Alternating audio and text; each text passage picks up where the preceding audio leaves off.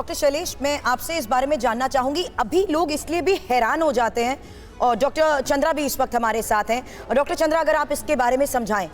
कोई डांस कर रहा है, अचानक गिरा, मौत हो गई। कोई सड़क पर चल रहा है, स्नीज किया, छींक आई, मौत हो गई। फार्मेसी में अगर कोई पहुंचा है, खड़े खड़े युवक की जान चली गई। लोग हैरान हैं, ये कैसे हो पा रहा है। अभी तक लगता था कि कोई ना कोई हार्ट पेशेंट है, इसलिए उनकी अचानक हार्ट अटैक से डेथ हो गई।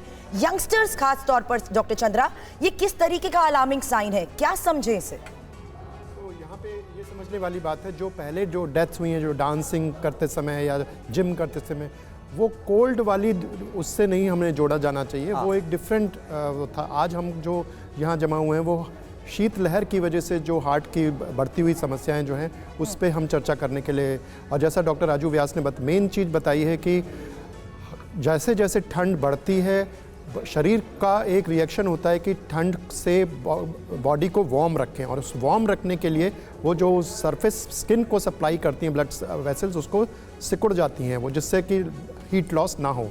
और इसके जो बीपी बढ़ता है, और तो हार्ट को एक ज़्यादा प्रेशर से ब्लड फेंकना पड़ता है, और जब ज़्यादा प्रेशर पड़ता है तो जो प्लाक होता है, जिसकी बॉडी में आर्टरीज़ में पहले से ही प्लाक है, वो रप्चर होने की संभावना बहुत बढ़ जाती है।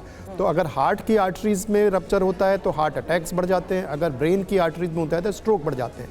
तो यही एक मेन कारण तो ये है। दूसरा कारण ये है, आजकल आपने देखा होगा, स्पेशली ठंड के समय में आपने देखा होगा कि जो हमारा पॉल्यूशन लेवल AQI, कल की AQI थी 500, तो AQI जब बढ़ती है तो उसका भी डायरेक्ट एक लिंक है कि वो हार्ट की आर्टरीज में इन्फ्लेमेशन, सूजन पैदा करती है, और उससे भी प्लाक रप्चर की संभावनाएं बढ़ती हैं।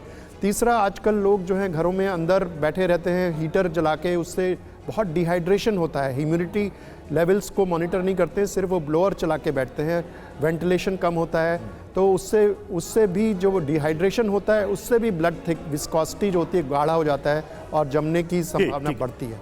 डॉक्टर मनोज, ये अच्छी बात बताई डॉक्टर साहब ने कि अब अमूमन ठंड के समय में लोग घर के अंदर हीटर जलाते हैं, लोग कहते हैं कि उससे अंदर जो है मॉइस्चर खत्म हो जाता है। ये बताइए कि ये जो ठंड की वजह से ये हार्ट अटैक या हार्ट फेल्योर की घटनाएं हम देख रहे हैं, कई लोग को बीपी होता है, कई लोगों को पता ही नहीं चलता, वो दवा भी नहीं लेते हैं। ये सामान्य लोगों को भी ध्यान देने की जरूरत है, या फिर जो बीपी या शुगर के पेशेंट है उनके लिए खास तौर पर जरूरी है?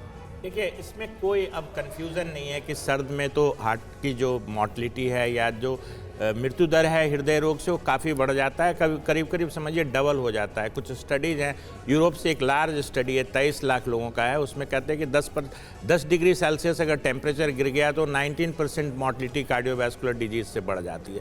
तो अभी हमारे दोनों सहयोगियों ने ये बताया कि वैसोकंस्ट्रिक्शन या जो नसों का सिकुड़ना है, वो मुख्य वजह होता है जिसकी वजह से ब्लड प्रेशर बढ़ता है। और अमूमन ये देखा गया है कि ब्लड प्रेशर की डोज को सर्दियों में टाइट्रेट करना पड़ता है, थोड़ी डोज बढ़ानी पड़ती है। और ये बहुत बार ऐसा होता है कि जो लोग गर्मियों में जिनका ब्लड प्रेशर नॉर्मल रहता है, उनका भी सर्दियों में ब्लड प्रेशर बढ़ जाता है। और ये बिल्कुल सच है कि देखिए, हम लोग मनुष्य जो है एक वार्म ब्लडेड प्राणी है, मतलब इनको अपना टेम्परेचर मेंटेन करना पड़ता है। तो जो फिजियोलॉजिकल स्ट्रेस है, जिसमें आप अपने बॉडी के टेम्परेचर को मेंटेन करते हैं, वैसो कंस्ट्रिक्ट करके आप हीट लॉस को प्रिवेंट करते हैं, वो हार्ट का लोड बढ़ाता है। इसके साथ साथ कई ऐसे केमिकल चेंजेज होते हैं, जैसे जो ब्लड क्लॉट करने के जो फैक्टर्स हैं, फिब्रिनोजेन लेवल वो 23% बढ़ जाता है, फैक्टर 7 जो है वो बढ़ जाता है, तो तमाम कोलेस्ट्रॉल बढ़ जाते हैं। तो अच्छा डॉक्टर मनोज, कोलेस्ट्रॉल का आपने जिक्र किया, वजन से हार्ट अटैक का क्या कोई डायरेक्ट लिंक है? ज्यादा वजन वालों को ज्यादा खतरा हार्ट अटैक का क्या रहता है, ये बात सही है?